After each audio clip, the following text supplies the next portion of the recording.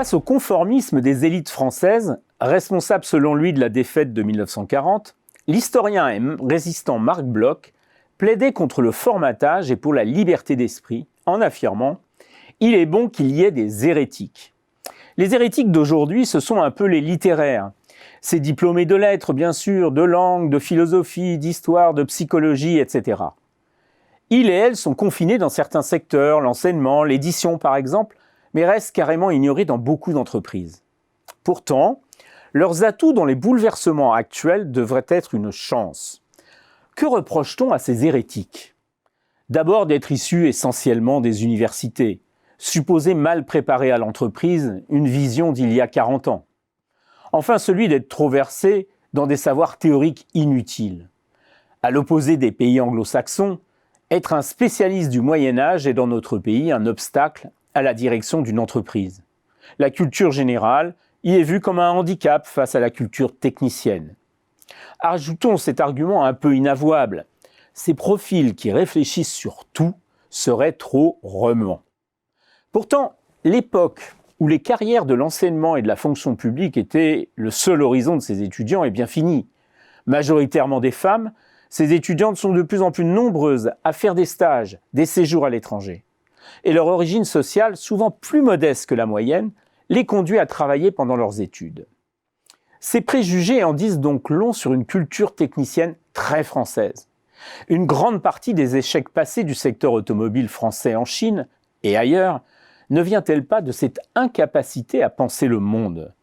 Penser différemment une tare, ces stéréotypes ont la vie dure et témoignent à contrario de l'aveuglement d'entreprises peu ouvertes à la diversité. Ajoutons que le fameux adéquationnisme, un type de formation correspond à un type d'emploi, a explosé avec la mondialisation et la numérisation. Qui connaît véritablement les métiers de demain? Toutes les sociétés à fort impact technologique sont confrontées à la dimension humaine, tandis que par exemple les industries du luxe travaillent déjà sur l'émotion, le beau, les médias sur la narration, le sens. Partout, et la crise sanitaire en est un immense révélateur, le besoin se fait sentir de prendre du recul, de gérer l'inattendu et de percevoir les signaux faibles. En un mot, penser différemment. Comment comprendre les nouveaux comportements? Décrypter les signes et les chiffres face à l'obésité informationnelle? Comment distinguer les phénomènes de mode et les tendances profondes? Comment intégrer l'influence des représentations et les dimensions culturelles? Le numérique, contrairement aux prévisions des Cassandres, a élargi l'utilisation de l'écrit sur les réseaux sociaux, dans les discours publicitaires, dans les argumentaires commerciaux. Il faut trouver des plumes ou des claviers, sachant trouver le mot juste, maîtrisant orthographe, syntaxe et grammaire, capable de synthèse. Ces hérétiques littéraires peuvent mobiliser des connaissances différentes. Leurs réponses originales peuvent être moins convenues que celles des étudiants en management ou gestion, qui utilisent souvent les mêmes outils marketing avec des réponses standards. Comprendre l'œuvre de Stefan Zweig ou de Fernand Braudel peut parfois être plus utile qu'annoncer un SWOT.